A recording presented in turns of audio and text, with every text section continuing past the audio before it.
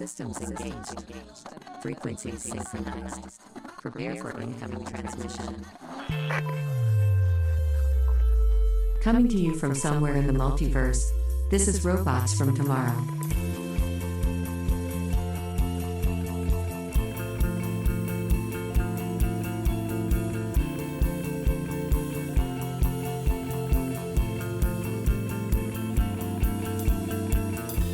This show is available on Apple Podcasts, Spotify, YouTube Music, and as always your podcatcher of choice. For the full archive featuring over 800 episodes of comics and comics-friendly content like interviews, book discussions, and freeform tomfoolery, please go to robotsfromtomorrow.net. Here is your host, Greg. Hello, and welcome to Robots from Tomorrow, or welcome back to Robots from Tomorrow, whichever the case may be. My name is Greg. Thank you for joining us. Today's show is part 2 of my 2-part conversation with cartoonist laureate, writer, historian Steve Bissette. Since the first part came out, Steve's Tyrant Kickstarter, which was asking for $50,000 to bring his Gone Too Soon dinosaur epic comic series back into print, was successfully funded to the tune of $329,696. Let me say that again. $329,696. So congratulations to Steve and Chris Stevens and Jim Rugg and everyone else who helped to make that campaign a massive success. We covered most of the campaign's behind the scenes in part 1, so go check it out for that, and Steve's thoughts on being a teacher both in the classroom and as Vermont's newest comics laureate. So, what does this episode have? History. Lots and lots of comics history. More specifically, I prompt Steve to talk about his immediate post-Swamp Thing adventures in comicdom, which includes being a part of the drafting of the Creator Bill of Rights, his involvement in the 1988 anti-homophobia protest comic AARGH, Artists Against Rampant Government Homophobia, and of course, his launching of the seminal horror anthology, TABOO. Steve gives an absolute seminar of information off the cuff about the ins and outs of publishing independent comics in the late 80s, and how studying that period and knowing its history can help us all better navigate the current climate we find ourselves in. Time is a flat circle, folks. And finally, I think this is going to have a special place in Robots history as the episode where I announce something. And by announce, I mean, more like just give a peek behind the curtain for something that's been brewing over the last few months here in our little slice of the multiverse. You'll know it when you hear it. Coming next week on May 7th is my talk with Aditya Bidikar about his first mainstream writing work, In Your Skin. We had a really great chat about Bollywood and male gaze and parasociality and dancing and Satoshi Kon and Ram V and, well, you'll just have to listen to it for the rest. And then the following week, our May sprint continues on May 14th with J. Marshall Smith talking about his recent graphic novel, Testament. Testament throws together space exploration with spirituality and what man creates in his own image and what we leave behind and other stuff. I'm really looking forward to getting this one off of my hard drive and into your ears, so please stay tuned for that. With all that in place, let's get back to my chat with Steve Bissette, already in progress.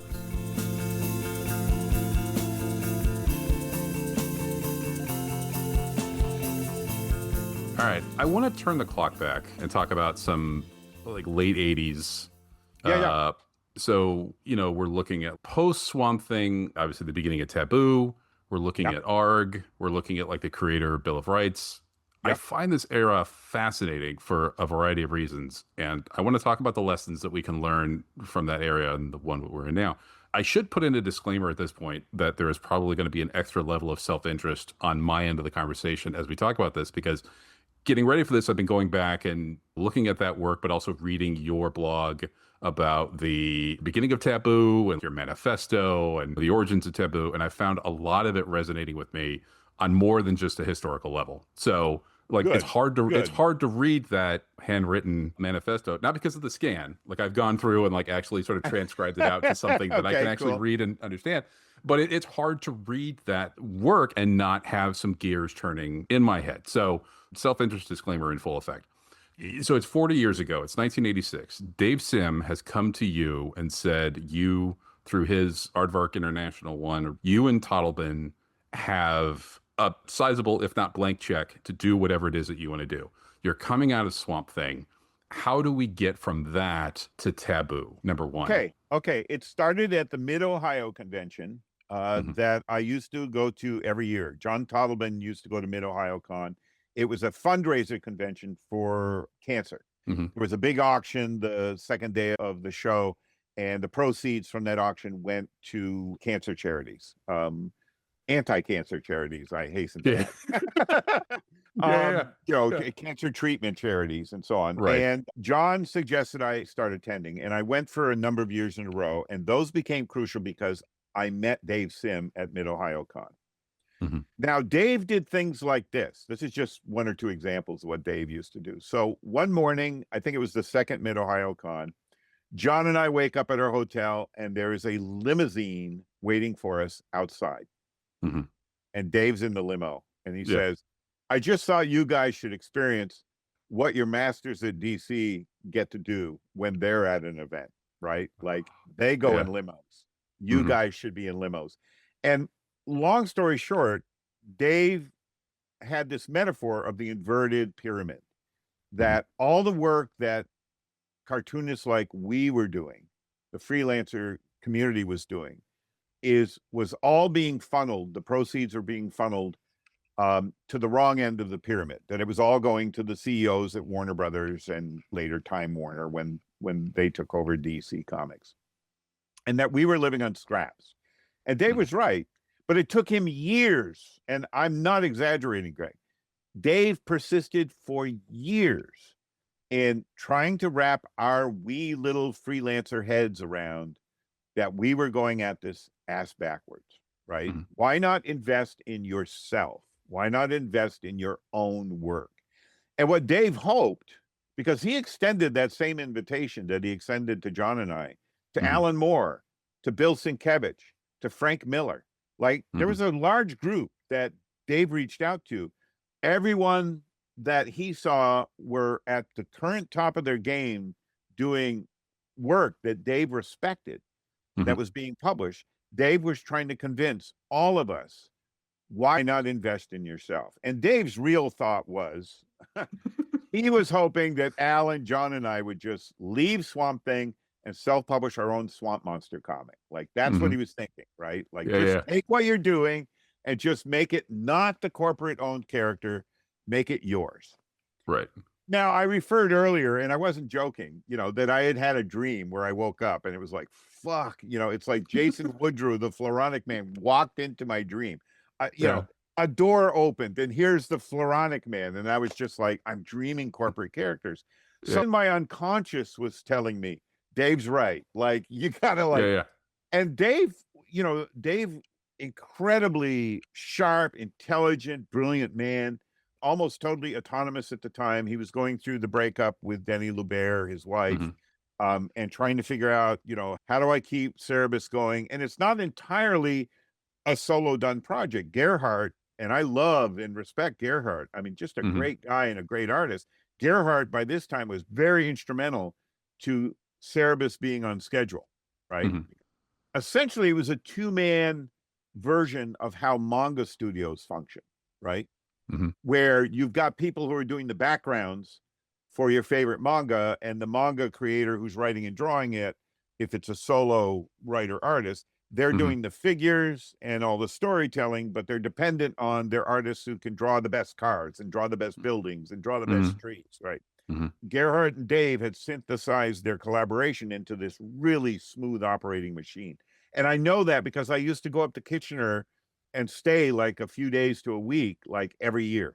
And when you visited, work didn't stop. Like you better bring your work with you because, from 9 to 5, they're in the studio working. And if you're a guest, you better be working on your own thing because they're not going to drop what they're doing for you.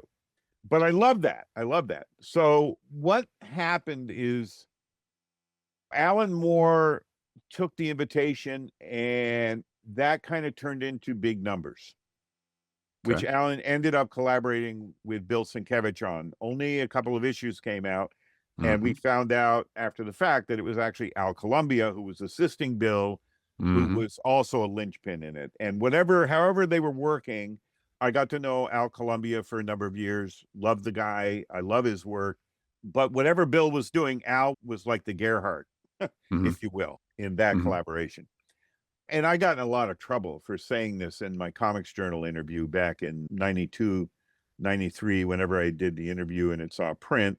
I was talking about the dynamic of the invitation that Dave was extending would work for a writer-artist. But Mhm. if you're a writer, you need artists.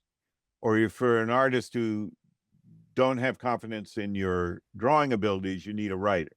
Okay. Mhm. Mhm. And then as soon as you do that, everything is complicated, Right. right? And we're human beings, right? One of the reasons Karen Berger was such a great editor for me to work Mhm. with is I had worked for my father all my formative years. You know, from the time I was 6 to the time I was 21, I was working for my dad in the grocery store. So I Mhm. have all these fucked up employee-employer tapes that play in my head, Mhm. and that I like project onto anyone that I perceive in the employer position. I don't do it consciously. Mhm. I don't do it willingly. It's just part of what's hardwired into me as a living being, right? Right. That experience. Right. And I tried to talk about in the Comics Journal interview that aspect. For Alan Moore to accept Dave Sims' invitation meant he would have to have an artist to work with. And that immediately sets up a dynamic that Mhm. can become complex, Mhm. even if both parties are being very clear with one another. We can't help but play those tapes. It's part of being a human being. And, Alan took umbrage at what I said and cut me off forever. I was exiled forever from his life, which was a Mhm. hard consequence when I had for a full decade. Alan was a close friend and creative partner. Mhm. But I understood it and dealt with it as best I could. But I bring that up, Greg, in this conversation because the invitation that Dave was extending was intended for writer artists. Mhm. And Dave understood that as soon as John Totleben and I came back to Dave and went, we understand what you'd like us to do, However, but this is what we would like to do. And yeah. the fact that my dream from the time I got serious about wanting to do comics was to bring horror comics into the contemporary arena, and nobody was doing it, right? The Mhm. horror comic that prompted me to want to do horror comics was Skull Number 6. It was a cutting edge underground horror comic that so terrified me at one point that I dropped it on the floor. Like I didn't want it in my hands. Yeah. I Yeah. turned the page to the climax of Tom Veitch and Greg Iron's first chapter, and it so fucked me up that I dropped the comic on the floor. And the minute I did that, right, I Yeah. went, I want to do this to people. Yeah. How do I do this? Like, How do I how did share they this? do that? Like, how can I do this? Right. So when we came back to Dave, we called it the October Project at the time because our intention was to have it out for Halloween, was Mhm. a horror anthology. And we weren't picturing this big, expansive thing. Like we were going to do one horror anthology. And John and I were on the same page conceptually, but John didn't particularly enjoy the editing process, right? As soon as you put Mhm. an invitation out, you get stuff from people you've never heard of. And Mhm. for John, that was a chore. And John at the time was deep in work with collaboration with Alan Moore on Miracle Man, aka Mhm. Marvel Man. And at a certain point, John said, Steve, I'm sorry, but I'm going to step away. And I said, I get it. It's like, this isn't fun for you. It's not what you were hoping it would be. It had Mhm. grown, right? Dave, though, was right on board. Like he understood, he was seeing the work as it came in. Taboo #1 was the best of what we had at that time, but the Mhm. work that was coming in for Taboo 2 was so much better. And there were a couple of singular contributions like Tim Lucas and Mike Hoffman's Throat Sprockets that were just like, yes, Mhm. this is what horror comics should be, right? It was Mhm. unique. It was unlike anything that I ever read in comics. It was a brilliant piece of writing. It was a brilliant piece of drawing by Mike Hoffman. That was what we were hoping Taboo would become. And we were also reaching out to people who had been essentially blackballed, right? I mean, Mhm. both John and I from the start were like, yeah, S. Clay Wilson, we got to invite him in. Like S. Clay Wilson's one of our heroes, but his work is so fucked up. Nobody was publishing S. Clay Wilson's work, right? It's Mhm. like he wasn't fitting into any existing venue since the undergrounds had imploded. He kept working. He kept making, whatever a living was for him. But, it Mhm. was a German publisher would have him do something or whatever. Right. So Dave got it. Dave was pretty much fascinated with what was happening with Taboo. Long story short, between the cup and the lip, as they say, Diamond Comics as a distributor had a bone to pick with Dave Sim. And without going into the whole narrative, Greg, it really came down to Dave had been saying to distributors, I understand the Swords of CEREBUS collections do well for everybody, but I want to do the CEREBUS graphic novel I've always pictured, which was a 500-page collection of the first narrative arc of CEREBUS. And the distributors all went, no, we can't sell that. Right? It'll be too expensive, and no one will pay more than $25 for a comic. Right? Dave went, well, okay, the distributors don't want it, but I own the work and I have a printer, Kim Prenny, Print and Litho. And he went to his bank and said, if I were to do this myself, how would I do it? And his bank said, oh, well, you need to be able to process credit cards and have a dedicated phone line. So Dave hired a woman to come in and man the phones. And he announced the first CEREBUS, they became called phone books because of the size of them, but he didn't call them phone books, the first CEREBUS graphic novel. And the only way to get it was to call this number and have your credit card ready. And they would direct ship it to you. And it sold gangbusters. It sold out.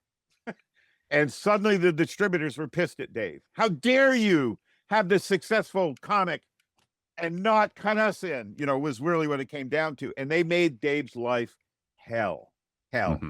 Greg, I'm in no exaggeration. When I visited Dave in Kitchener, when this controversy was going on, Dave wanted me to meet his local comics retailer, who was one of his personal heroes. And I got to meet the man who had been so supportive of Dave as a young artist before the CEREBUS years and through the CEREBUS years. And while we were there, a van showed up from the local distributor. I think it was Neptune. There were 2 or 3 Canadian distributors, and I think Neptune was the one servicing Kitchener's shops. And the young couple, man and woman, who were driving the van, working for the distributor, showed up with that week's delivery of comics. And what began as a very friendly visit to the local comics retailer turned into them having a screaming match with Dave Sim over his stance with his putting out the CEREBUS books. Like, to them, this was an affront. How dare he? So I personally saw how heated this was. I mean, suddenly Dave is in a screaming match in his beloved retailer's comic shop, and it's not one he precipitated. It was being thrown in his face, and he was trying to deal with it. Right. And I saw, like, oh my God, this is like third rail shit. This is like, So why am I telling you this story?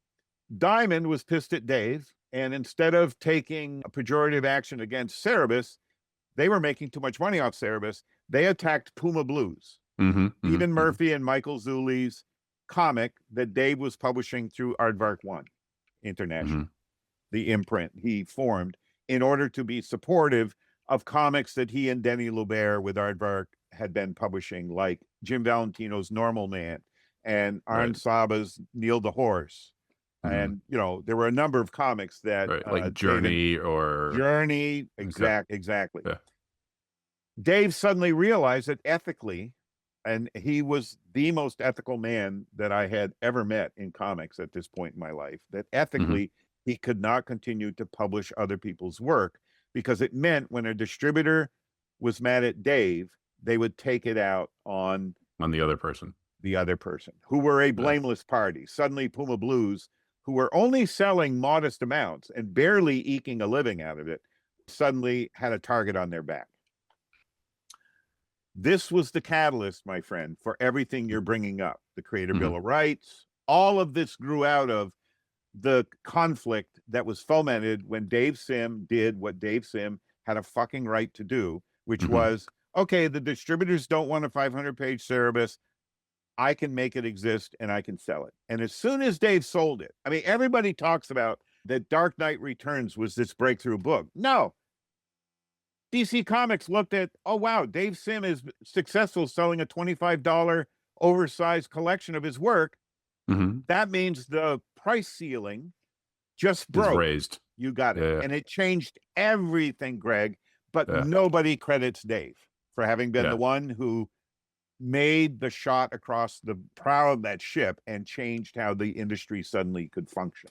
Right. Everyone else reaped the benefits. Dave had to eat shit for months, right? Financially, he was doing great. I mean, he and Gerhardt had this windfall. They were starting to build a war chest until the tax people showed up a couple of years later, right? Yeah. And they survived that. But doing those giant-sized CEREBUS collections changed the whole landscape. But it also meant that Dave called Steve and his first wife, Marlene, and said, I'm not pulling the plug on you guys, but I'm not going to publish Taboo. Okay. I am going to continue to bankroll you. I will continue to provide the support. My in-house secretary, Karen, will continue to help you guys with facilitating the printer and working with the distributors and learning how to solicit. But you got to set up your own imprint. You got to launch your own company to do Taboo because I am dissolving Aardvark One International. So Marlene and I did that, right? That became Spider Baby Publishing. We registered the name with the state of Vermont with the small business outfit, and we ended up self-publishing Taboo #1, but Taboo 1, 2, 3, and large parts of Taboo 4 were financially subsidized by Dave Sim. He bankrolled and paid the $100 advance with each of those. Now, going back to your core interest, your self-interest. So out of this conflict, in which Steve Murphy and Michael Zulli, who were very good friends of many of us,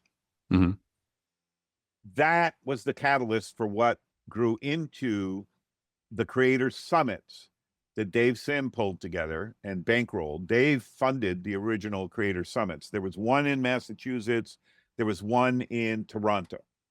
He foot the bill for getting us up there, putting us up so that we could all be in the same room and talk.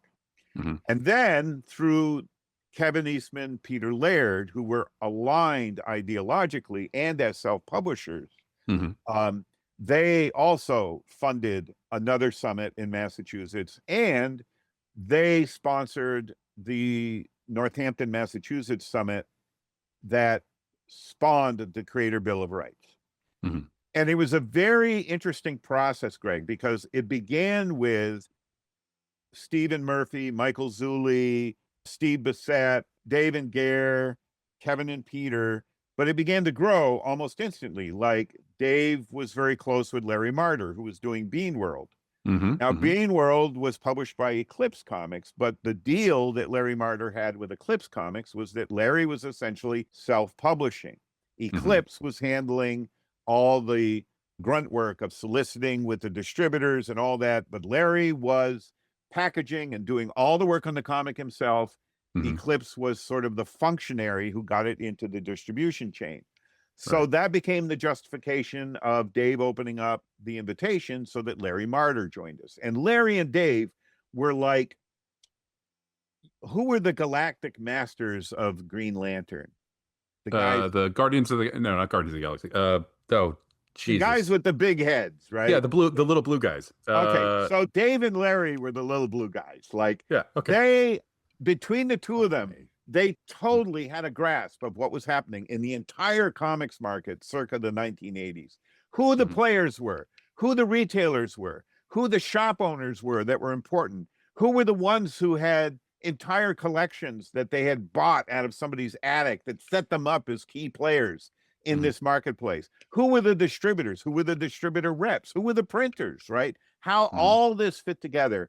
Dave Sim and Larry Marder had this unique, brilliant overview of the playing field that we only saw and grasped little pieces of, right? So they were playing like 6-dimensional chess, and we hadn't even figured out the checkerboard yet, right? We weren't even capable of checkers yet. Now, as this opened up, so Wendy and Richard Peeney, right? But there's ethical issues there, right? Like the Turtle guys now have Mirage Studios. Kevin and Peter aren't writing and drawing every issue of the Turtles. They have a studio, right? And the Peeneys, with their publishing empire, are publishing people like Colleen Doran with A Distant Soil, and we're privy to the abuses that are being heaped on Colleen Doran, which I won't go into here. That's for Colleen to talk about. But we were aware of them, and I witnessed at some conventions how personal that had become. And I'll use that word carefully. So as the summit grew into the event that yielded the Creator Bill of Rights. Scott McCloud, who's very close friends with Larry Martyr, and I was good friends with Scott and Ivy McCloud, a number of us say, Scott's got an idea. And Scott calls himself an inventor. Apart from his work as a comics book creator, Scott considers himself an inventor like his dad. So to him, the Creator Bill of Rights he brought in to the Northampton Summit was an invention. To us, it was a refinement of the crude document that had come out of the prior summit. And we kept hitting these interesting walls, Greg. One of the things that Dave and Gerhardt said had to be on the Bill of Rights was the right to health care. And we were like, are you joking? And they were like, no, that is the right of any creator that, if you get sick or need care. And we're like, you're in Canada. You have that. We're in America. We're fucked, right? Yeah. None of us had health insurance. None of us had health insurance. We couldn't afford health insurance, right? The one time in my freelance career that I had health insurance is when I was working with Kevin Eastman at Tundra Publishing, and they set up a health insurance plan for those of us who worked with them. And that year, my home state, Vermont, outlawed any insurer that wasn't going to insure everything. You couldn't just offer car insurance in Vermont anymore. You had to offer health insurance, et cetera. So the health insurance I had through Tundra was gone because the insurer pulled out of my home state. And so I'm just pointing out one thing, but this is one of the things that when it came up during the summit, we realized there were cultural differences that meant, okay, that can't be in our final document because it's tenable in Canada and England, but it's not tenable in the United States. Most advanced industrial nation on the planet. Can't fucking take care of us, Greg. When Scott McCloud read the document that came out of the Creator Summit prior to the Northampton Summit, Scott went, wait a minute, this is way too convoluted. This is what you're talking about. And Scott showed up, fait accompli, at the Northampton Summit with photocopies of his draft of the Creator Bill of Rights. And suddenly the summit wasn't about trying to figure out what we all considered our intrinsic rights as creators. What do you have in the door before you sign it away? Right. Scott came in with a document that spelled it out very clearly. And that summit turned into a 2-day debate about that document. A few changes were made. Scott was part of it because he had been invited in.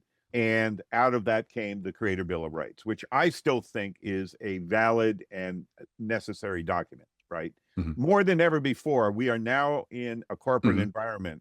I just got a contract last week from a major American comic book publisher where luckily I have the relationship with my current editor where I called him and I read him one of the clauses and I said, and I quote, I would never sign this in my entire fucking life.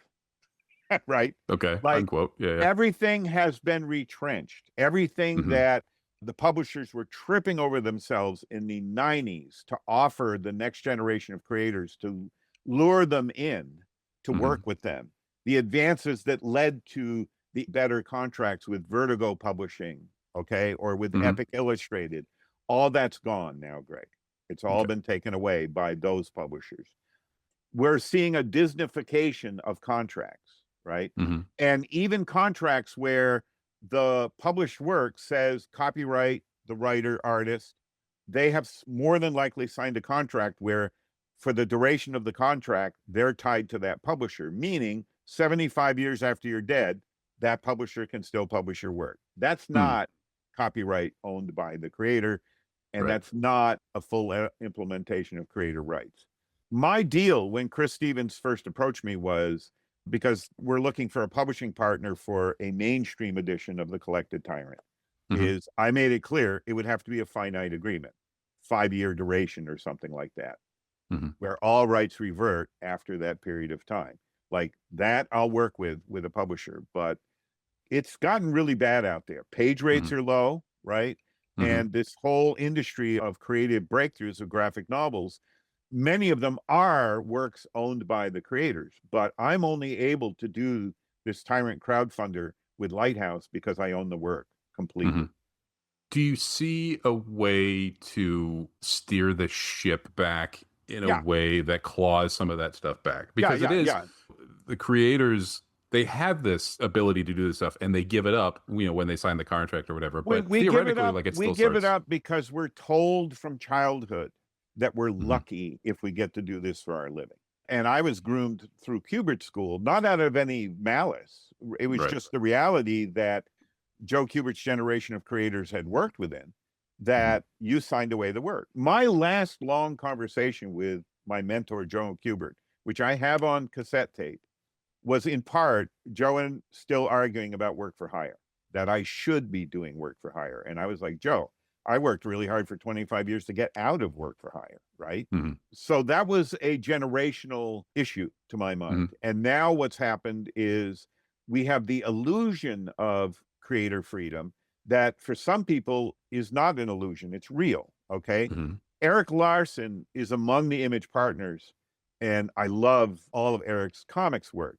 But he was among the creators at Image who ridiculed the Creator Bill of Rights. They were like, we don't need this. Like, who needs Mhm. it? Isn't this all a given? Right? And for them, it was. They sold Mhm. enough comics at Marvel that they were Well, able yeah. to break away and form Image Comics. But I got to tell you something, having worked with Image Comics, right, on 1963, we only got the sweetheart deal we got because Jim Valentino extended the courtesies to our group, right? I couldn't get a contract out of Image a number of years ago. There was an ongoing conversation with Eric Stevenson that I had to Mhm. do a one-shot N-Man and Friends original comic. I had CCS students and I had friends like Mark Nelson and Dave Gibbons who had agreed to be part of it. Mhm. And I had a negotiator, Jean-Marc Leffissier, who would look at the contract, and we turned it over within 24 hours. We waited over 6 months Mhm. for Image to come back with a counter agreement that would allow me to move ahead with this one-shot N-Man and Friends featuring the characters I contractually own from the Mhm. 1963 series. These were the characters that Alan Moore, Rick Veitch, and I signed off on, that Steve has these. And it was Alan who made the decision what Steve had. Image could not turn around the next stage of the agreement that they would publish under. And New Year's of that year, I pulled the plug. And Eric was kind of rumbled by that. And I said, Eric, I haven't heard from you guys in 6 months. The creators I had lined up are busy elsewhere. And I'm Mhm. not going to string along my students and our graduates who are excited to be part of this any longer. It's done. Mhm. So Yeah. I'm not trying to diss Image. I'm just giving No, you a no. case history. Yeah. Even the creators who benefit directly from owning their work completely struggle with the business end, like what contract can be put together that would allow another creator to work with us, right? Mhm. I'd love to know what the agreement is between Robert Kirkman and Charlie Adlard on The Walking Dead, but I'm not privy to that. Mhm. And I don't know how it works. I just know that the Heroes Initiative, which I'm very supportive of, they helped out a number of my friends. I hope I'll never need their help, but if so, They're there. now I'm bringing them up because there was some sort of a fundraiser with a Walking Dead blank cover that was going to be auctioned off. And they reached out to me and I said, sure, I'll draw a zombie. I love drawing zombies. Well, with the blank cover, there was a contract Mm. that whatever the drawing was, it belonged to Robert Kirkman and they could use it any way they want. And I said, sorry, guys, I'm opting out. Like, I had Yeah. agreed to do a piece of original art for an auction. I'll still do a sketch, but I'm not signing away the rights to the work, right? I'm not getting anything for it. The Heroes Initiative isn't going to benefit from any subsequent use of the work. And I'm known for my zombies, so I could presume So it there would be- is some cachet in you doing that. So. yeah, and that's what also led to me beginning to wonder, what's the agreement that the writer has with his artist, and who's benefiting from The Walking Dead's wider media landscape? Now, again, Right. I'm not dissing Robert. If he can make that happen for himself, God bless him. Yeah. But it's Charlie getting the short end of the stick. I'm an artist. I think about these things, right? Yeah. So, long story short, Greg, whether it's a contract from DC and Marvel, which I would advise anyone not to sign, like always try to negotiate. And if they won't negotiate, you really got to decide, is this work you want out there for whatever's being offered that you never will benefit from again? Or do you do the work for yourself, which is very risk laden? And as I've already said to you in this conversation, sure, the Tyrant fundraisers is up to $190 something thousand. But whatever my perceived box office cachet, I've only sold about 20 copies of my brand new print on demand book since it was put out there in the market. Like, I have no illusions that, hey, I'm a big famous star, right? Yeah. It don't work that way. And I understand that for young up and coming cartoonists, it's really fucking hard. In fact, it's probably harder now than it was in the 70s. You know, 1979, when Rick Veitch and I were working on our heavy metal 1941 graphic novel, I wanted to move back to Vermont where Rick was living, and it was my home state. I could find a schoolhouse, no running water, no electricity, $60 a month.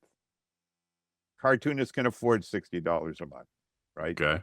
Our son Danny could not subsist as a musician living in Burlington, Vermont. He moved to Brooklyn. It was more affordable to live in Brooklyn than in Burlington, Vermont. The students at CCS, you know, they're paying through the nose for small apartments to be able to go to school.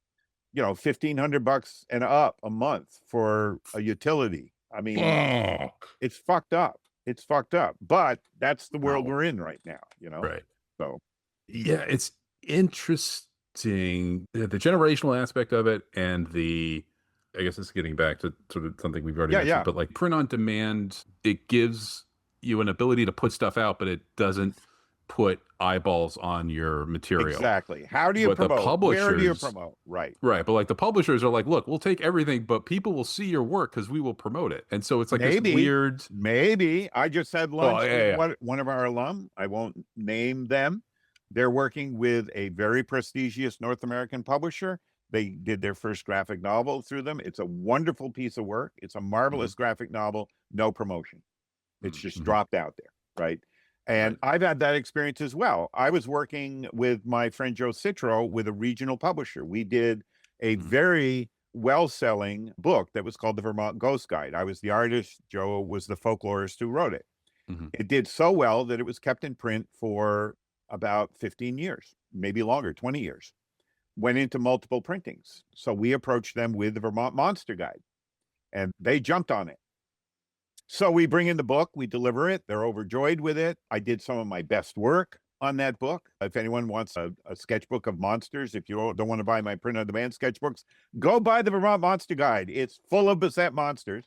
We met with their promotional department. We brainstormed with them at a 2-hour meeting. And at the end of the meeting, the head of the promotion department at this regional publisher said, great, okay, Joe, Steve, go out and do it. And we were like, what? Like, we thought you were going to do the promotional push. And it was like, nope. The only book signings we got were the ones that Joe set up, right? Because connections as a writer with all sorts of bookstores around the state of Vermont. I think maybe they set up 1, maybe 2 events that they got behind. The lesson for me was, if that person who takes a paycheck home every Friday can spend 2 hours at a meeting that Joe and I are, let's be blunt, as freelancers, we're losing 2 hours of our life to do this meeting. And at the end, we're told, great, guys, those are good ideas. Go do them. What the fuck do we need a publisher for? Right. I mean, it's really my own fault that I'm not selling more print on demand books, because I'm not out there promoting them everywhere, every place, every day, the way that Chris and Jim have been with the crowdfunder. But that is still the nut, right? Greg, distribution is now solvable. You can do your work print on demand, or you set up a Patreon account where people can kick in $5 a month or $1 a month, and it helps you do your work. But you still have to find a way to promote yourself and your work, and nobody's going to do it for you. Don't have the illusion that DC promoted our work on Swamp Thing. They didn't. The retailers promoted our work on Swamp Thing. It was comic retailers who loved the work that was happening with Swamp Thing, who would track down and call John Totleben and Steve Bissette and say, will you do my local convention? Will you come to my shop? They paid for the flights. They paid for the hotel room. They put us up. They promoted our work on Swamp Thing at a time when the only promotion DC did were in-house ads in their own comic books. Okay? Yeah. So constantly in my career, I've been taught firsthand experience, if you're going to promote, you got to promote yourself, and you got to be shameless at it. You got to be a real fucking huckster. You know, you got to learn how to do it. And I Yeah. understand a lot of artists, a lot of writers, they're shy, they're retiring, Yeah. they're not comfortable with that. I feel very lucky that I worked in a grocery store from the age of 6 to Mhm. 21. My dad taught me Yeah. a lot of lessons. So Yeah. I'm not Uh, afraid to be the huckster. yeah, in some ways it does seem to be sort of antithetical to the creative mindset in a way, to have to do that sort of thing when you just want to You just want to make the do your work. actual work. Yeah. You just want to make Yeah, the yeah. work. I mean, you started our conversation by listing off some of the work I've done. I always just focus on what am I interested in right now? And what's the work I got to get done to get it out there? Mhm. Sometimes I can engage with promoting it. Sometimes I'm lazy about that. Sometimes I'm busy with the next thing. And Yeah, I yeah. just, Or life. Just or like life. regular Exactly. shit. Exactly. Yeah. So you never know. You just never know. So So I want to talk about the actual work for a second, and let's say the amount of ego that has to go into it. And I feel like that's something that you've talked about wrestling with. And you mentioned Steve Niles earlier, and I know there's a story that you've told about you were trying to get a cover for an issue of Taboo. You saw a painting and you were like, man, I want that. And you found out that Steve had got it for, maybe it was Words Without Pictures. no. It was for his horror anthology at the time. So, but you had that feeling and then wrestling with it afterwards. As I was reading the manifesto for Taboo, you were essentially setting yourself up as the yardstick for what would be successful for this endeavor, which, as the publisher or packager, that's sort of what you have to do. It has to trip whatever you have Right. in your head as like, this is cutting edge horror, Can you unpack that egotism, I guess, that I feel like I can. is necessary for this type of creative? I can. John and I weren't looking for work that scared us.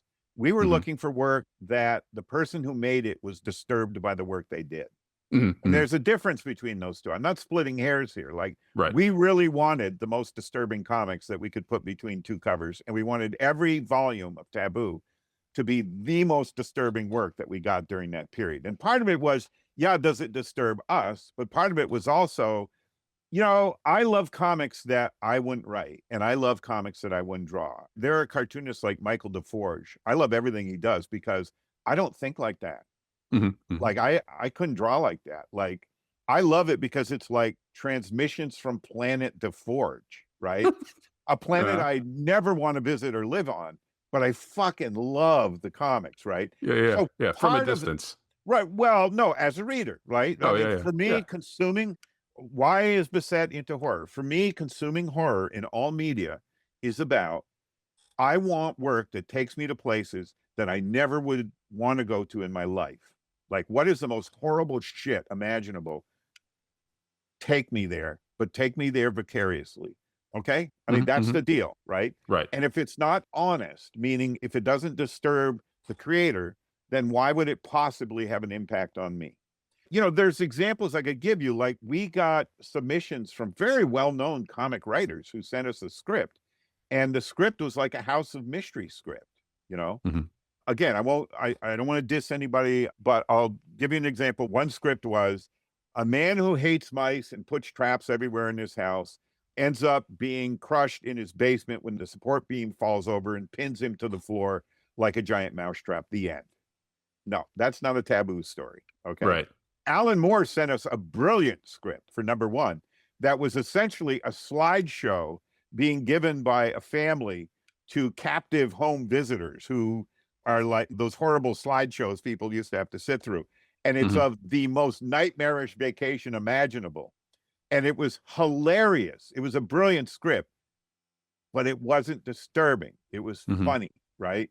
The late, great Bernie Moreau, who we did publish in Taboo, Bernie did some great pieces that were in Taboo. He pitched a story to me on the phone that was so good. And I said, Bernie, I love this, but if I run it in Taboo, everyone's going to expect the last panel because it's in a book called Taboo, right? Mhm. Mhm.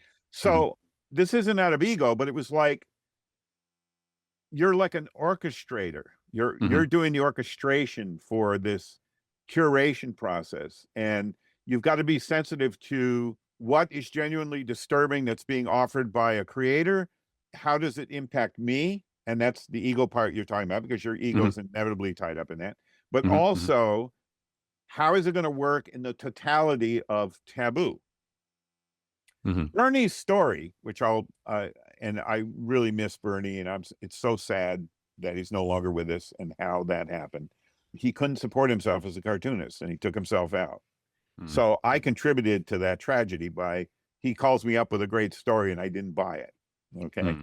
But I bought another story from Bernie. So I guess I can tell myself that, the story was a woman driving in downtown traffic, and it was like 3 or 4 pages of just uneventful. She's driving in traffic. And the end of it was she pulls up to a stoplight and stops next to a car, and the driver in the car looks at her and holds up a severed head, and the light changes and he drives off. Like, that is really fucking creepy. But anyone reading Taboo, by the 3rd page, you're going to be like, okay, where is this going? Right. Right. It's not going to be the jolt that it would have been if that story appeared in Dark Horse Centrifugal Presents or. Yeah, exactly. If it was in a general anthology, that would be a killer story. There were also stories that we were offered, like Alan Moore's Family Vacation story, where it was funny. It was as funny as anything Alan ever wrote. Alan can be fucking hilarious. I'll never forget. He was regaling John Totleben and I during one of our visits to Northampton, England, with the Bizarro story that he and Kevin O'Neill wanted to do of the DC Bizarros. And we were like crying, laughing. It was brilliant. And DC wouldn't touch it with a 10-foot pole. Like, it was too fucked up for them. We were like, oh man, that would be a great story, So, is it ego when you're the editor of a book that you've got a manifesto? And there's a lot of work I published in Taboo. A lot of people didn't get Rick Grimes, right? The Rick Grimes stories in Taboo. A lot of people were just like, why are you publishing this guy's work? Well, I knew Rick Grimes he was one of my classmates in Kubert School. So I knew him since the fall of '76. And Rick's comics were genuinely bizarre, fucked up. They were I love comics from Planet Grimes, and they disturb me because they are so alien to anything like the way I think, the way I would write, the way I would draw. And I always found Rick's stories disturbing. Just the universe his comics existed in was disturbing to me. So that's an idiosyncratic thing, right? Am I going to justify to every Taboo reader that every story is going to ring your bell? No. This is a collection of the work that we, in the case of John and I, we, in the case of my wife Marlene and I, when she was working with me on Taboo 2 and 3, and I, from that point on, found appropriate to Taboo. And some of that work, like Lost Girls, Lost Girls wasn't a horror story. It was erotic comics pushed to a real extreme, to the point where we took on the hefty expense of having all the color separations done in the UK, because we were afraid what would happen to Belinda's original art if it came over to. Got it. Now, part of that was the fragility of the medium. Melinda was doing this exquisite work with pastels. The physical artwork is very fragile, right? Smear it or, manhandle it in any way, and you've destroyed Melinda's work. But also the content. The content could get it busted by customs, seized, and destroyed. That was not a risk Melinda wanted to take, and it wasn't a risk we wanted to incur. So we took on the added expense. And in that case, Alan and Melinda pitched Lost Girls, and to me, it was so far above the level of the erotic comics that were being published by the Eros line, for instance, by Fantagraphics, that I was like, okay, this fits Taboo's criteria. Like, this is Taboo in a different way.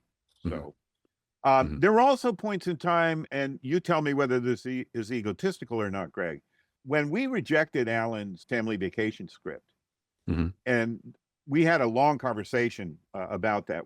And Alan came back with a single phone call. I think it was about a 2.5-hour phone call from the UK. I remember sitting outside Marlene's and my house on Lower Dover Road in Marlborough, Vermont. It was sunny out. I was sitting on the front. Alan dictated to me all 16 chapters of From Hell. Wow. He had it all mapped out in his head. And I'm not like saying he scripted every dialogue balloon or whatever. He had it all charted out, and he told me the whole story beginning to end. And I went, Yeah, this is perfect. This is just what we're looking for, right? Right. Then the problem was who's going to draw it. Okay. Mm-hmm.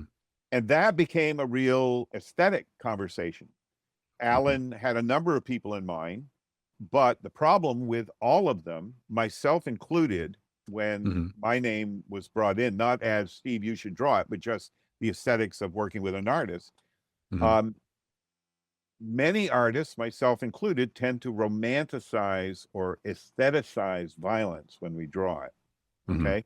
Right. And I include Tyrant in that, right? The chapter in Tyrant that revolves around the victim in the mother T-Rex's jaws. You know, I worked very hard to make that a beautiful sequence visually, right, that I was playing against. Alan and I both agreed that the story of Jack the Ripper required the opposite of that.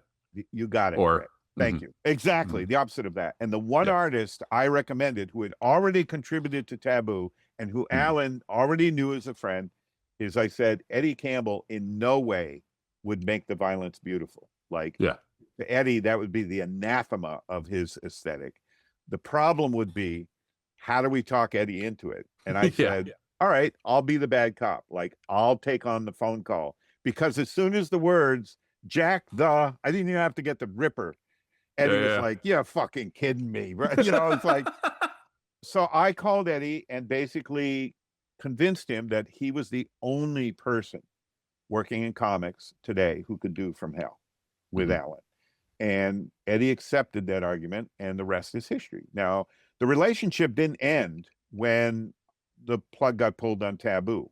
And I won't go into all the particulars there, but there were points in time after I was done with Taboo where I had to talk Eddie down off a ledge, or more relevantly, talk Eddie into, no, this is your work and you have to step up to the plate and protect it. There were a lot of minefields and perils for From Hell finally being collected and published as a complete work. And in there was a point in time where Eddie got so frustrated with how fucked the business end had become, how complex and convoluted it had become, that he called me once saying, I just considered it another work for hire job. And I had to go, Eddie, it wasn't. Like, you and Alan co-own it. If you're going to have to step up and be more deterministic about what path this is going to survive in, then that's what you need to do. And he knew I was speaking from the heart, and also I wasn't bullshitting him. And the circumstances were such that it took Eddie, you know, really taking the helm and making sure it saw print complete. There's an anecdote I've shared before, and I'm sure my son Danny, if he ever listens to this podcast, will want to hit me aside the head. That Steve Niles incident you mentioned, Steve had an anthology called Fly in My Eye, right? And he put out the first issue, and it was right around the time we were doing Taboo. And I very much saw Steve as a friend and a fellow traveler. And we still are. I just interviewed Steve there's a new issue coming out in April of Men's Action Quarterly, MAQ. And it's their Bigfoot issue, right? It's all about Bigfoot in men's magazines. Magazines like True and Argosy, not Penthouse and Hustler. Right. And for that, I did an essay about Bigfoot in the pop culture, and I focused on comics and movies. And I interviewed Steve about the graphic novel he, Rob Zombie, and Richard Corbin did called Bigfoot. So Steve and I are still on good terms. Now, at the time, we were very good friends, and it was one convention where the late, great Catherine Jeffrey Jones, then known as Jeff Jones, it was before their transition. Jeff was there, and he had a painting that had never been published on display. And the minute I saw it, I pictured it as a Taboo cover. Now, the struggle was Steve Niles had also approached Catherine about the same cover. And the anecdote that you cited earlier was, I realized in the duration of that convention that I had to let go of that painting. It wasn't my painting. It wasn't my work. And I had no right ever to feel territorial about anything that either wasn't published in Taboo, and I particularly didn't have any right to feel territorial about anything that was published in Taboo. And I really got over that hump that very weekend. And as it turned out, Steve Niles didn't do another issue of Fly in My Eye. And Jeff rang me up and offered it to me. And that's the cover of Taboo number 5. Okay. That's sort of naked human figure that's semi-skeletal, but also emaciated. It's a beautiful painting. It's very much a body horror painting. And as Catherine later described to me in a phone call, because we stayed in touch after Jeff had transitioned and was Catherine, that painting was very much about the sort of distance that Catherine felt from their own body, struggling as born as male, feeling female. Years later, this is unrelated. When I'm working in the video store, our son Danny, who's now just turned 40, he was a teenager at the time. He was working at the same video store, First Run Video.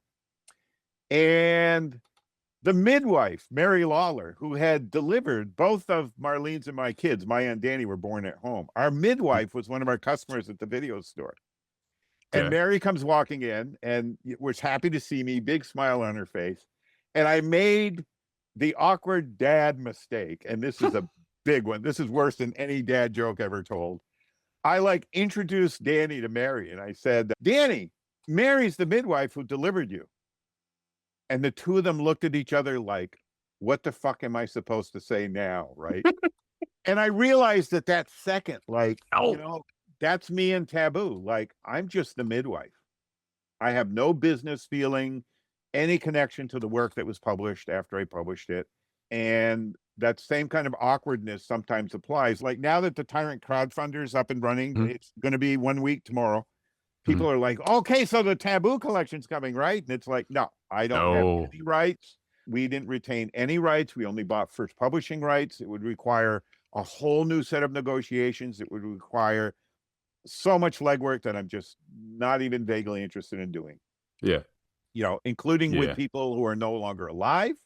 So it would mean tracking down their heirs or their estate, including people who won't even talk to me anymore, like Alan Moore. What would a collected Taboo be without From Hell? It wouldn't be Taboo, No. That was a once-in-a-lifetime achievement, a once-in-a-lifetime anthology. But if I felt any ego ties to it, right, beyond the fact that we did it, I'm proud that we did it. I'm proud of the work that we helped bring into the world. I'm in that position that I put our midwife in of, here's the kid you gave birth to, and he's a teenager now. I saw for myself how awkward that moment can be emotionally. And I was able to relate it within seconds to, oh yeah, this is what it would be like for me. So, when I was doing Taboo, I wasn't self-publishing. I was a publisher. When I was doing Tyrant, and it's part of the reason I did everything I could on Tyrant. My friend Alan Goldstein did the typesetting on Tyrant 1 and 2, and in doing that, he taught me how to typeset on the computers that were available to us at that time. And I typeset the next 2 issues. The only other person involved directly was I paid my friend Diana Schutz to proofread every issue, the comic pages and the text pages. And I paid her what she asked to be paid as a proofreader because there were so many embarrassments in self-published comics that were coming out at that time. And I was like, nope, got to be professional. Right. Exactly. But other than that, I lettered those pages. I wrote those pages. I penciled, inked, ruled, did all the paste ups and mechanicals. I boxed up the art and shipped it to my printer. That was my baby. And that was self-publishing to me. This isn't something that you published, but it was something that you contributed to. You and Rick Veitch drew The Mirror of Love for AARGH in 1988. I went back and looked at AARGH, and it feels very, I don't want to say very taboo, but it feels like that kind of idea, this is being put together to combat. It was a Margaret Thatcher era bill. Clause 28, the thing and stuff. But that using art for action feels like something that is necessary now, where we have creative people and we have connections between them, whatever. Is there a line between that moment and sort of now? Yeah. I wish AARGH could be reprinted and distributed in every state in the union. Like America needs AARGH. There you go. Put that on a banner, right? Yeah. Well, America already has AARGH. It's a different type of AARGH. It's all of America. And the current generation of cartoonists, many of them are doing projects much like what AARGH was, and sadly for the same motivation, because the state is suddenly becoming a very repressive and destructive agent targeting LGBTQ communities because that's their scapegoat for whatever the fuck it is they're angry about. Yeah, I see that as a clear lineage. In fact, you drawing that line, Greg, there was a special issue of Taboo that my first wife, Marlene, and I co-edited that was going to be called Taboo, Sticks and Stones. Marlene was a survivor of sexual child abuse. We were plugged into, at that point, a national community of support networks for survivors of abuse. And through Taboo, we were becoming exposed to an international community of survivors of sexual abuse and child abuse. So we were working on a self-standing special issue that was going to be called Sticks and Stones, you know, referring sticks and stones break my bones, but words will never hurt me. We had the stories lined up. We had a Mobius cover in hand for that volume. We were putting it together while I was co-publishing Taboo with Tundra, and the whole Tundra experiment fell apart. And before it fell apart, the relationship between myself and Tundra fell apart, in part over Taboo, and it became an orphan work. So I went to Mike Richardson at Dark Horse. I think we had 3 pitches in all, and one of them was Taboo, Sticks and Stones. Mike met with me at one of the only San Diego Comic-Cons I ever attended. I only ever went to a couple in my life. We handshook that it was going to happen, and within the next 6 months, I never heard from Mike again. The deal fell apart, completely dropped the ball on their end. And this was a work that was done. In fact, some of the work was subsequently published in Taboo 8 and 9, the 2 addendum issues that were done with Kitchen Sink.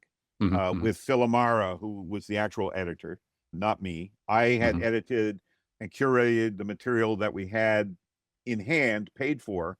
And out of that, Phil, working with Dennis Kitchen as his publisher, chose what they were willing to publish because there was some Taboo material they had no interest in publishing. It was too much. So Taboo 8 and 9 are very much addendum issues in my mind. I still see them as part of the entire run, but they're not the books I would have put together. But some of the work that had been purchased for Sticks and Stones is in Taboo 8 and 9. And one of the contributors, with our permission, we just said, keep the money we paid you. And they self-published their work as a standalone graphic novel. So the work got out there eventually. There was another Taboo project that saw print through Tundra, while Tundra still existed, after I had stepped away from working with Tundra.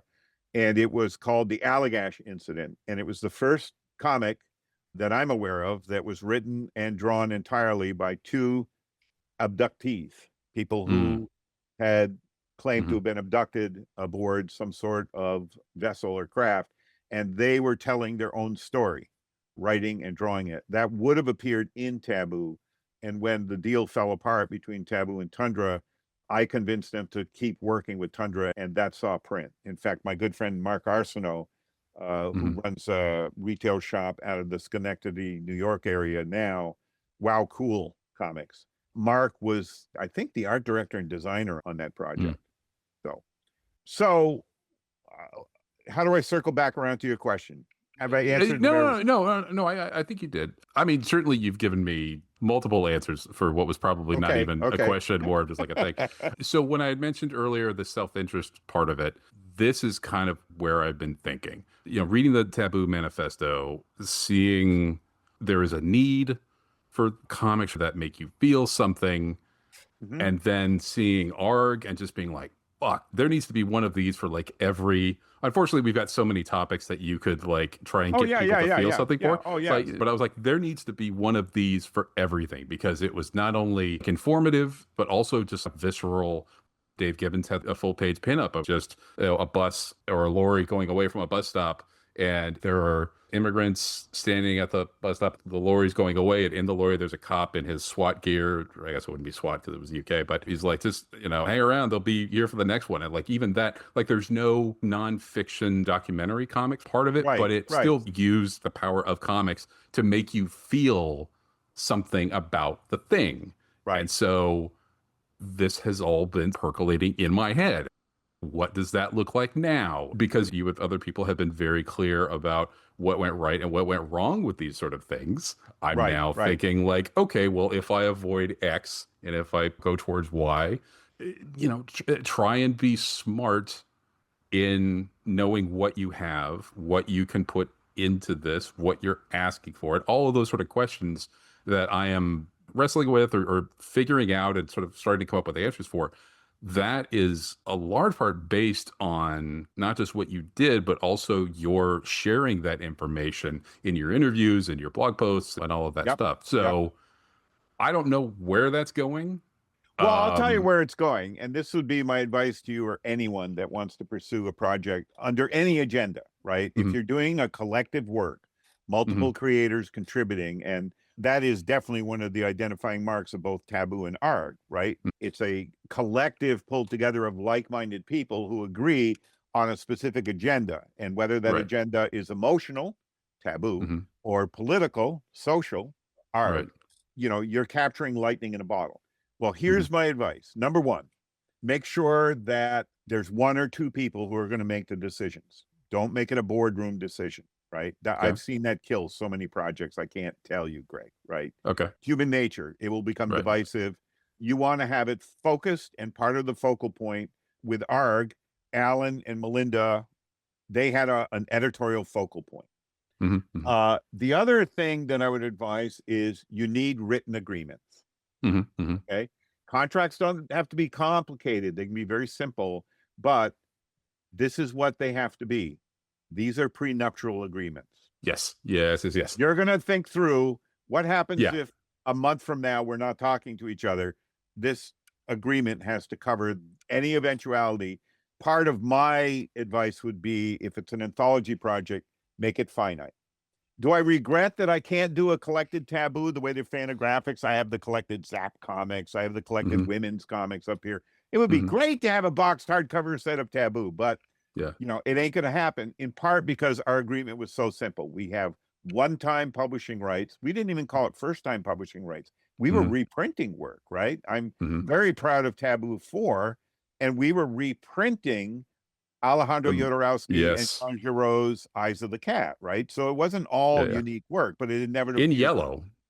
We tried to approximate the paper they had used in the original printing in Belgium, France, but make it a finite agreement. Make it so there's an expiration date, so that it's either a one-time thing, or if all parties disperse, then at least this sees print and is sold and exists. And the other thing is, bear in mind that whatever you think you're going to be able to do with it, it's going to be a lot of work. When John and I created Taboo, we thought, oh, great, we'll each be able to do our own horror story every issue. There was no fucking time. Doing Taboo was like a full-time job. Now, during that, I did other work. I wrote Alien Tribes. I contributed film reviews to Deep Red and Video Watchdog and Echo and ETC, all these movie zines I love. But in terms of my comics work, I barely had time to do what was required to keep Taboo moving forward. And I only ended up doing one cover and 2 stories. And one of those stories had been partially printed already in Gore Shriek. I just added a new first and last page to make it what I always wanted it to be. And there wasn't the page count available in Gore Shriek when I did it originally. John and I didn't have time. So bear in mind, you're going to be doing a lot of work, and be ready to be as selfless as you can. This goes back to your ego question. Your ego cannot be tied up in it. Your agenda, your motive, your goal, that's where you put your ego. Again, looking at your examples and starting to ask people specifics about even just like outlet, like something that would be web-based. There was a Stop Project 2025 project, put all that stuff together on a website. And it's like, this will inform people so that they won't vote for Project 2025. Turns out that didn't happen. Spoiler alert. But what I would be thinking would be the reverse of that. Have some comic thing like that built and could go and be that sort of an anthology, but also had action items right next to the comic. So the comics wouldn't have to be nonfiction documentaries. You could have something that was completely visceral, but you could also have an action item of, if this motivates you, you can reach Right, out to right, your senator. You can donate to this, to that. Have right. those literally right next to each other. James Sturm is doing that right now. James Sturm has been curating, packaging, overseeing a procession of comics that are being done in the CCS community, graduates and alum, as well as faculty and students. And each of them has a specific focus: democracy, mental health, how do we read? They all have the kind of component you're talking about, where in the end paper of the comic, if you want to take action or you want to take this further, here's tools. But the comic itself is a self-contained reading experience. It's entirely a satisfying comic in and of itself. And I see that as a very viable model. And it grew out of James's belief in the power of educational comics, but also his belief in comics as a vehicle for social change. And it also directly addresses a lot of what you're talking about right now, Greg. So I would steer you to those. And after we're done talking, I have your email. Email me your address. I'll put together a little care package of those CCS comics so you can see them. Okay. And what James does is they set it up as a publishing model where, let's say you're working in a specific state, but somebody in Oregon wants to distribute your work. James's model includes a vehicle for that, where a client or potential client can negotiate doing a print run, and the PDF is provided. There's some sort of exchange of money or goods, and the book has an after shelf life still in print. And what you're proposing is also something I would urge you to always have a print component, because we are seeing how online venues are easily shut down. Yes. And you don't want to do all that work and then have somebody who's ideologically opposed to what you're doing just fucking destroy 2 years of work. The print component is important. And also, holding a book in your hand and reading it, this is still a more intimate reading experience than if I read something on this fucking monitor that we're talking. Yeah. Looking at your contracts and your talk about taboo and everything, and of like, okay, this comes up, this comes up, this comes up. I've been sort of like reverse engineering it to be like, okay, some things have changed, but the process is basically sort of the same. So what do I need to account for? Like if I'm paying for work, I need to account for if it's a single cartoonist, if it's a team, like I need to pay for obviously writing and then art, but then also lettering. Right. I'm commissioning for black and white artwork because I don't want to pay for color up front. But if I do a color thing later, then I should probably have something in the contract to give them the right to go back and color it themselves, or have like somebody they want to color it before I'm like, I can get somebody, and or even just, in each step, I would suggest having a clear budget. You want to put a cap. Right. I was involved in a project that I really wish we'd done. It was going to be a 2-volume, The Illustrated H.P. Lovecraft at Tundra. And when Kevin Eastman came back from San Diego Comic-Con saying, hey, it's great, I got a colorist for the P. Craig Russell story From Beyond, and the colorist was paid more than any contributor, because digital color was a new technology, right? And I just went, Kevin, we can't do that. And he was the publisher. You can't say you can't do that to your publisher. And it ended up unraveling the whole fucking project. So you want to make sure that whatever you put together, you've got a cap. Like, the most that can be done for coloring is X amount, no more than X amount. And then you're setting the threshold of what everyone's going to ask for color. Right. We'll continue this conversation outside of this, because with Taboo, John and I set it up as simply as we could when we were starting, which was a flat page rate. We paid $100 a page to everybody. If you were an individual creator like Chester Brown, that's your $100 a page. When it was Alan and Eddie, they decided how they split the $100 a page, but they weren't going to get more than $100 a page. Like that was our budget. And believe me, on a project that's over 100 pages, that's a sizable investment. Right there. Right. But that was the trade-off, that we weren't asking for anything except one-time printing rights. So the $100 a page rate, even given the parameters of the late 80s, early 90s, it was a fair offer.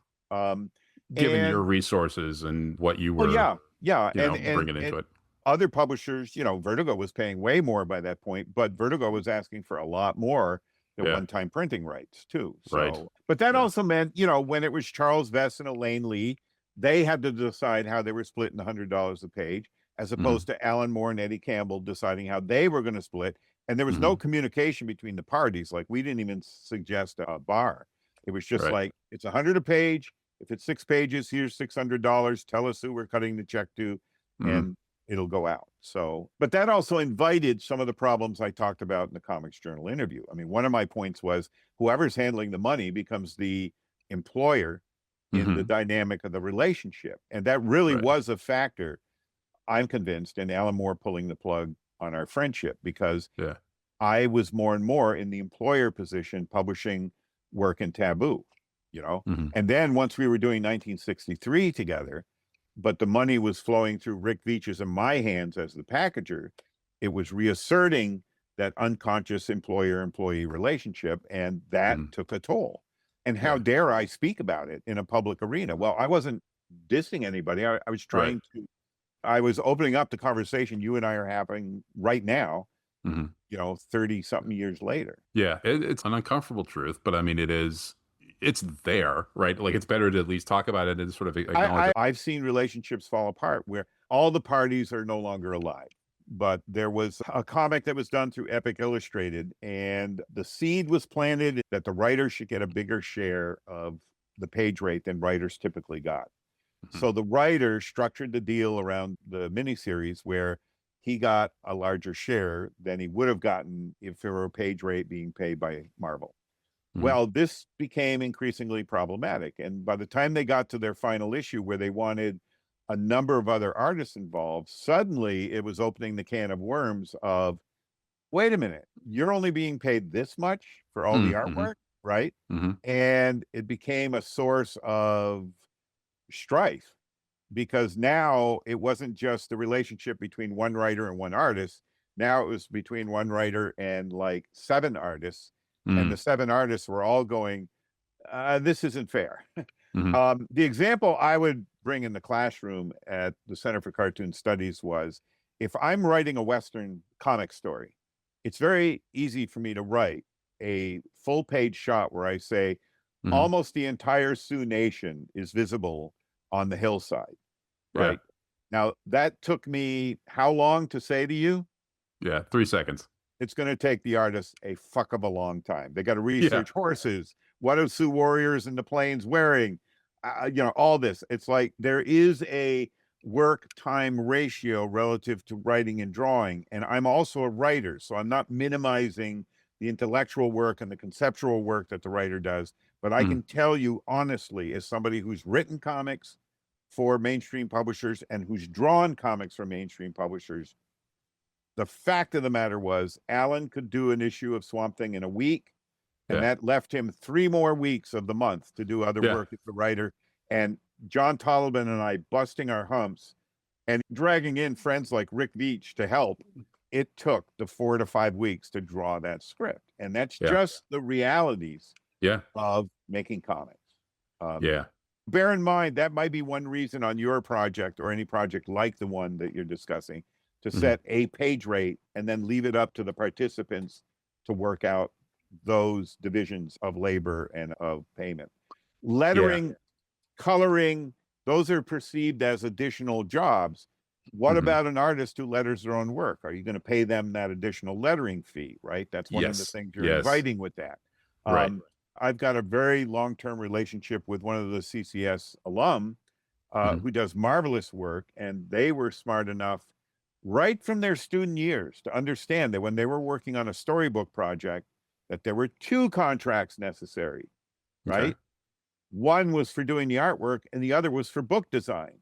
And when they work on projects now, and their approach, they have 2 contracts. One's for the artwork, one's for book design. Because so many freelancers now just accept, I've got to scan my artwork, I've got to do all this production work. That used to be entire wings of publishers that went home with paychecks every Friday. And we're now a full generation or more into a generation of cartoonists, graphic novelists, who take on that additional burden of work and aren't being paid for it. Well, blah, blah, blah, blah, blah. I think as one of your projects for the next 3 years, as you ascend to your comics laureate throne, I don't know, or you put on your, I'm imagining there's no throne, there's no laurel. It's just going to be. I'm imagining the ceremony or whatever, a cross between like the Masters, where you come in and you get like a green jacket and they put, you know, like that, or Saturday Night Live where you get invited into the host's lounge where like, I'm Alec picturing, Baldwin and Steve Martin and I'm like, welcome. picturing, I'm picturing Blazing Saddles. We have a laurel and a hearty handshake for you. That's how I'm seeing it. So. Yeah. But I think one of the things that you are going to be in a position to do is keeping people informed about those type of things. The fact that all of this extra work that you're taking on that you think you have to, you don't have to, right? Like trying to just show people it doesn't have to be this way. It can be, but it doesn't have to be. I'm doing it right now with you with this podcast. Yay! Right? Being willing to you inviting me in, you having these intelligent questions, you being open to this dialogue where we're, trying to address some of these ethical and industry issues, the kind of things that fanzines didn't used to engage with. But thankfully, Gary Groff to Kim Thompson elevated that conversation in the pages of the Comics Journal. I think these podcast mediums are a perfect way of getting into this stuff, right? And it's going to ruffle a lot of feathers, right? I hope I haven't offended anybody. Remember, so. my hope is every day I'll get up and do some work that's not going to do any harm. So I hope I haven't done any harm in talking about this stuff. But there are people out there that just don't want this stuff talked about. They just don't. Yeah. That's just how it is. My advice to you and to anybody who is getting into the field or working in the field is, when I wanted to be a cartoonist, I didn't want to be a businessman, but you get fucked over enough and you become a businessman. Like you learn it. And it's better to learn from conversations like this than to go through the school of hard knocks and learn from mistakes and hard experience. You're going to learn anyway that way because that's just the way of the world. Yeah. But to me, it's always been really important. It's one of the reasons James Sturm and Michelle Awley invited me onto the faculty of the Center for Cartoon Studies is they both saw Steve will get into some of this stuff, right? They didn't want an instructor who wasn't going to fully engage with all the aspects of being a cartoonist, being a graphic novelist. And the hope was that I would. But there were, some years, I had years where the students wanted to talk about contracts to the point where Marge and I would invite them to our house to continue the conversation outside the classroom. I had other classes where it got thrown out of the class. Like they didn't want to fucking talk about it. And I would go, okay, we'll move on.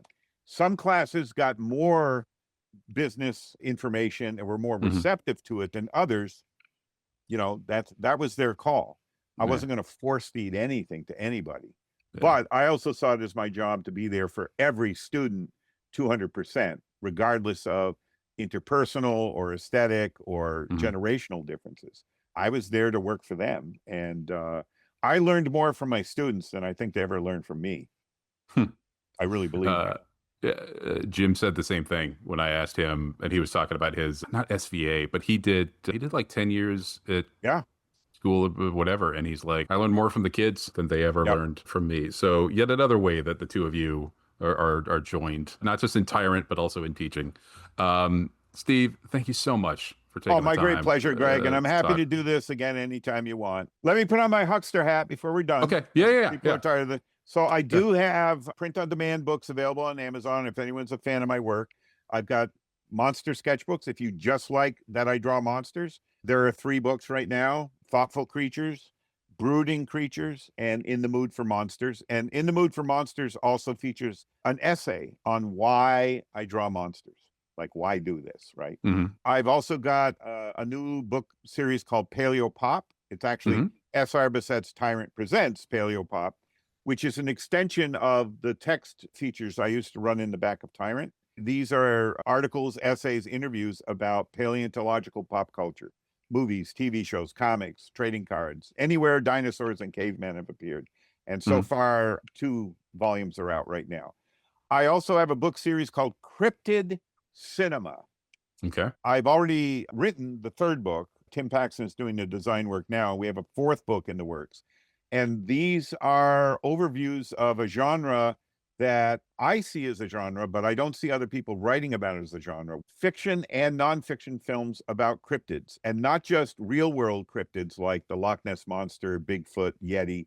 Also, in the narrative of a fiction film, the Gill Man, King Kong. If it's a creature unrecognized by science that in the narrative of a film is being presented as a real living biological entity, that to me is cryptid cinema. I'm even writing about faux cryptid cinema, which are stories that turn out to be Scooby-Doo like a fake cryptid, but I'm coming to it as a storyteller. And that means those kind of stories are also determining what the narrative templates are that storytellers used. That sounds a little esoteric. If you like Bigfoot, Nessie, sea serpents, check out cryptid cinema. I think you'll enjoy the books. I also am doing a lot of work for Blu-ray and 4K releases of all kinds of films, everything from, horror movies I love from the 1970s to East German fairy tales to Russian heroic fantasy films to science fiction films of the 50s that I grew up watching on TV.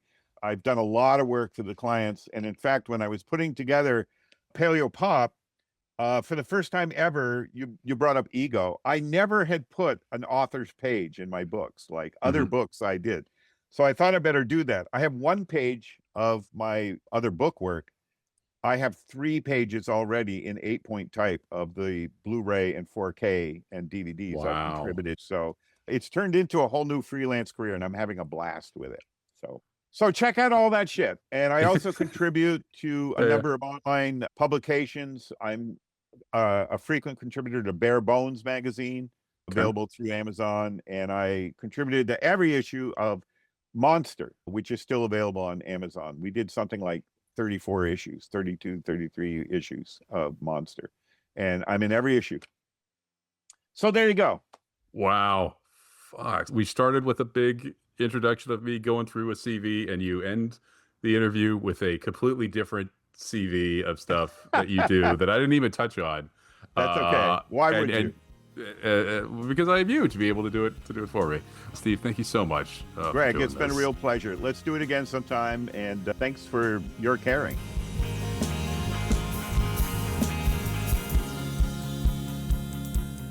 So there you have it, folks. Please do not forget to like, subscribe, rate, and review the show wherever you are given the opportunity to do so, because guess what? It really helps us out, and we would super appreciate it. Like I said, next week is the Aditya Bidikar episode on May 7th, and sometime between then and now, we will release the Robots Remastered version of his talk with lettering legend and friend of the show, John Workman. Robots Remastered. Better audio, shorter runtime, more bang for no bucks. What more can you ask for? So, until we meet again, hopefully soon, my name is Greg. Stay safe, keep enjoying those funny books, and we'll catch you next time.